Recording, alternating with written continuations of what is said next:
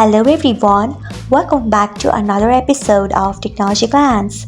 Today in this video, I'm going to guide you through how you can enable Dandelion Sprouts Nordic on Brave. So let's get started. Firstly, open Brave browser in your device. Then tap on three dots icon. Next tap on settings. After that, tap on Brave Shields and Privacy. Then scroll until you find content filtering. Next tap on it. After that, scroll until you find Dandelion Sprout Nordic. Then turn on it by tapping on it. So this is how you can enable Dandelion Sprout Nordic on Brave. Thanks for watching. If you found this guide helpful, we would love it if you hit the thumbs up button below. We upload great new tech tutorials like this one every day, so do not forget to subscribe to our channel and hit the bell icon so that you'll never miss another update.